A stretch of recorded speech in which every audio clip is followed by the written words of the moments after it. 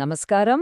ఈ deep dive విశ్లేషణలో మనం ఫైనాన్షియల్ మార్కెట్స్ తెర వెనుక అసలు ఏం జరుగుతోందో తెలుసుకుందాం. పెద్ద పెద్ద బ్యాంకులు, ఫైనాన్షియల్ సంస్థలు ఈ మార్కెట్లను ఎలా శాసిస్తాయో డీకోడ్ చేద్దాం.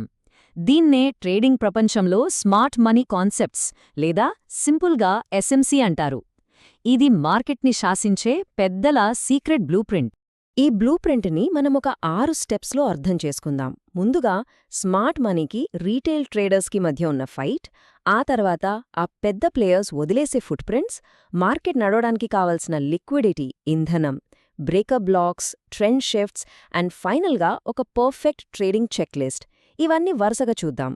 సో మొదటి సెక్షన్, అసలు ఈ smart money versus retail traders dynamic ఏంటి? అసలు ఈ మార్కెట్ని నిజంగా డ్రైవ్ చేసేది ఎవరు? సముద్రంలో సాధారణ రీటైల్ ట్రేడర్సు ఒక చిన్న పడవలాంటి వాళ్లైతే, ఈ బ్యాంకులు, హెడ్జ్ ఫండ్స్ లాంటి వాళ్లు పెద్ద పెద్ద తిమింగలాలు, అంటే అకస్మాత్తుగా వచ్చే వేల్స్ అన్నమాట.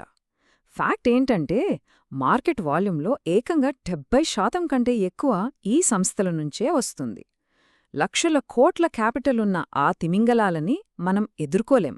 అదొక సూసైడ్ మిషన్.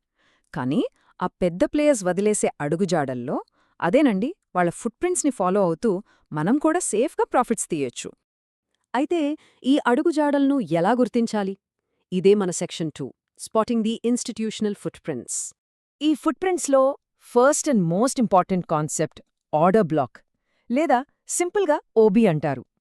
మార్కెట్ ఒక్కసారిగా పైకో కిందుకో భారీగా మూవ్ అయ్యే ముందు ఈ పెద్ద ప్లేయర్స్ తమ బల్క్ ఆర్డర్స్ని ఒక స్పెసిఫిక్ ఏరియాలో అక్యుములేట్ చేస్తారు. ఒక జైంట్ మూవ్కి జస్ట్ బిఫోర్ చార్ట్ పైన ఇది ఒక చిన్న రేంజింగ్ మార్కెట్లా చాలా సైలెంట్గా కనిపిస్తుంది. ఇక్కడ చార్ట్ గమనిస్తే మీకు క్లియర్గా అర్థమవుతుంది. ప్రైస్ కిందకు పడిపోయే ముందు వచ్చిన ఆ చిన్న రేంజింగ్ జోన్ ఉంది కదా, అదే ఆర్డర్ బ్లాక్. మార్కెట్ స్పీడ్గా కిందకి పడిపోయినా మళ్ళీ ఖచ్చితంగా ఆ జోన్కి వస్తుంది. ఎందుకో తెలుసా? అక్కడ ఆగిపోయినా తమ బ్యాలెన్స్డ్ ఆర్డర్స్ని పికప్ చేసుకోడానికి. ఎగ్జాక్ట్గా అదే మనకు పర్ఫెక్ట్ ఎంట్రీ పాయింట్. ఇక రెండో foot print fair value gap, అంటే ఎఫ్విజి. మార్కెట్ అత్యంత వేగంగా హై వొలాటిలిటీతో ఒకే డైరెక్షన్లో వెళ్ళినప్పుడు అక్కడ ఒక ఇంబ్యాలెన్స్ క్రియేట్ అవుతుంది. దీని చార్ట్ మీద ఎలా గుర్తించాలంటే, సాధారణంగా ఒక 3 క్యాండిల్స్ మధ్యలో ఒక గ్యాప్ ఉండిపోతుంది. అదే ఎఫ్విజి. ఇదొక అయస్కాంతంలాగా పనిచేస్తుంది. ఇక్కడ ఆ గ్యాప్ని చూస్తే ఈజీగా తెలుస్తుంది. ప్రైస్ ఎంత వయలెంట్గా సడన్గా డ్రాప్ అయిందో చూడండి.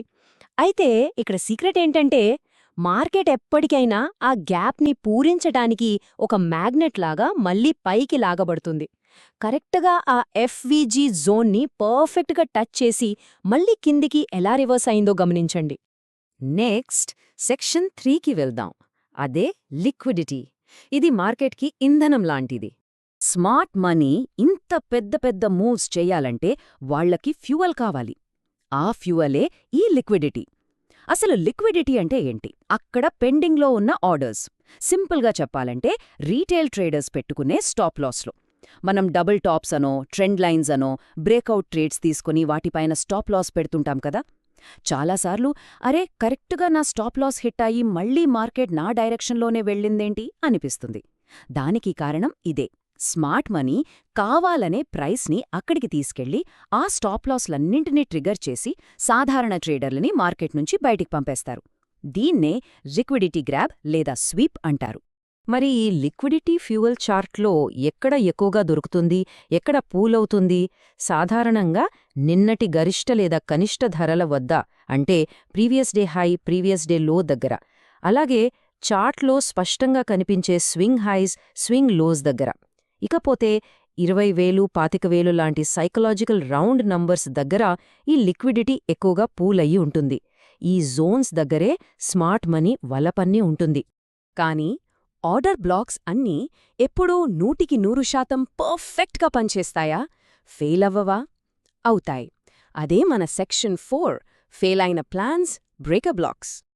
కొన్నిసార్లు నార్మల్ ఆర్డర్ బ్లాక్స్ ఫెయిల్ అయ్యి మార్కెట్ వాటిని బ్రేక్ చేసుకుంటూ వైలెంట్గా ముందుకెళ్ళిపోతుంది. అప్పుడే ఈ బ్రేకర్ బ్లాక్స్ ఫామ్ అవుతాయి. ఇదెలా జరుగుతుందో సీక్వెన్స్గా చూస్తే, ఫస్ట్ మార్కెట్ ఒక స్ట్రక్చర్ పాయింట్ని క్రియేట్ చేస్తుంది. సెకండ్, లిక్విడిటీ గ్రాబ్ కోసం దాన్ని ఫేక్ అవుట్ చేస్తూ బ్రేక్ చేస్తుంది. థర్డ్ స్టెప్లో వెంటనే స్పీడ్గా రివర్స్ అయ్యి అసలు మార్కెట్ స్ట్రక్చర్ని బ్రేక్ చేస్తుంది. ఫైనల్గా ఆ ట్రాప్ అయిన పాత ఆర్డర్ బ్లాక్ అనేది ఇప్పుడు ఒక పవర్ఫుల్ కొత్త సపోర్ట్ లేదా రెసిస్టెన్స్లా యాక్ట్ చేస్తుంది. చార్ట్ పైన గమనిస్తే పాత సపోర్ట్ జోన్ని ప్రైస్ కిందికి ఎంత ఫోర్స్గా బ్రేక్ చేసిందో చూడండి.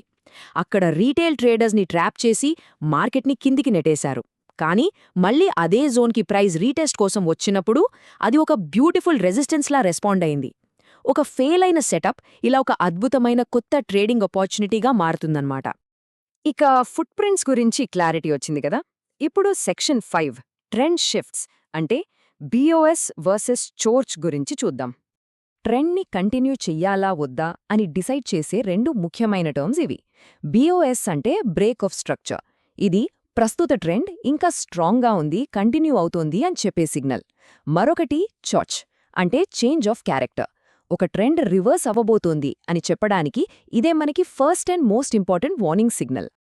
ఇక్కడ చార్ట్ యాక్షన్ని చూస్తే ఒకవైపు మార్కెట్ కంటిన్యూస్గా పాత లోజ్ని బ్రేక్ చేస్తూ కిందికి పడుతోంది. ఇది BOS అంటే డౌన్ ట్రెండ్ చాలా స్ట్రాంగ్గా ఉంది. కానీ సడన్గా ఇంకోవైపు చూస్తే ప్రైస్ పాత స్ట్రక్చర్ని బ్రేక్ చేస్తూ ఒక్కసారిగా పైకి లేచింది. ఇదే చోర్చ్ BH. ఈ చేంజ్ ఆఫ్ క్యారెక్టర్ కనబడగానే మనం అలర్ట్ అవ్వాలి. పాత ట్రెండ్తో వెళ్లకుండా ట్రెండ్ మారింది కాబట్టి రివర్సల్ ట్రేడ్స్ కోసం ప్లాన్ చేసుకోవాలి. సో ఇదంతా బానే ఉంది, కానీ వీటన్నిటినీ కలిపి ప్రాక్టికల్గా ఎలా వాడుకోవాలి? దానికి section 6 the ultimate trading checklist చూద్దాం. చార్ట్ ఓపెన్ చేయగానే ఫాలో అవ్వాల్సిన పక్కా 4 స్టెప్ ప్రాసెస్ ఇది. First, structure check. Market trend ఎటుంది? BOS జరుగుతోందా లేక చోర్చ్ జరిగిందా అని చూడాలి. Second, spot the trap.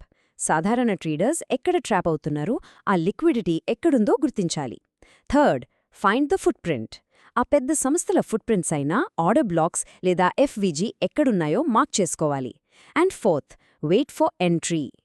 ఈ చెక్లిస్ట్లో ఆఖరి పాయింట్ అయిన ఆ సహనం, ఆ వెయిట్ చేయడం అనేది చాలా కీ రోల్ ప్లే చేస్తుంది. ప్రైస్ మనం ఐడెంటిఫై చేసిన ఆ OB లేదా FVG జోన్కి వచ్చే వరకు అత్యంత ఓపికగా వెయిట్ చేయాలి. ముందే టెంప్ట్ అయి ఇమోషనల్గా ట్రేడ్లోకి దూకితే ఆ స్మార్ట్ మనీ ట్రాప్లో పడిపోయి లిక్విడిటీ పూల్లో మనం కూడా ఒక బలిపశువులా మారే ఛాన్స్ ఉంది. చివరిగా ఒక మాట. ఇదంతా విన్నాక ఒకటే గుర్తుపెట్టుకోవాలి. ఇది మ్యాజిక్ కాదు, లాజిక్. ఈ సోర్స్ మెటీరియల్ కోర్ ఫిలాసఫీ ఏంటంటే, ఈ SMC అనేది రాత్రికి రాత్రే కోటీశ్వరులను చేసే ఏదో గెట్ రిచ్ క్విక్ స్కీమ్ అస్సలు కాదు. మార్కెట్ని, ఆ పెద్ద ఇన్స్టిట్యూషన్స్ మైండ్ సెట్ని లాజికల్గా రీడ్ చేసే ఒక అద్భుతమైన సిస్టమాటిక్ పద్ధతి. సో ఈ విశ్లేషణ ద్వారా మార్కెట్ తెరవనుక ఏం జరుగుతుందో ఒక ఐడియా వచ్చిందని ఆశిస్తున్నాం. ఇక చార్ట్స్ ఓపెన్ చేసినప్పుడు పాత పద్ధతులను కాస్త పక్కన పెట్టి ఈ ఫుట్ ప్రింట్స్ని వెతకడం మొదలుపెట్టాల్సిన సమయమిది. ఈ ఆర్డర్ బ్లాక్స్, FVG, లిక్విడిటీ గ్రాబ్స్ని చార్ట్స్లో గమనించడం స్టార్ట్ చేస్తే అసలు ఈ ఫైనాన్షియల్ మార్కెట్స్ని చూసే దృక్పథమే పూర్తిగా మారిపోవడం ఖాయం. మా వద్ద ఉన్న ఎక్కువ విన్ రేట్ మరియు 1:2 రిస్క్ రివార్డ్ రేషియో ఉన్న Nifty option buying strategy ebook కావాలనుకునేవారు మా వాట్సాప్ నంబర్కు PDF అని కామెంట్ చేయగలరు.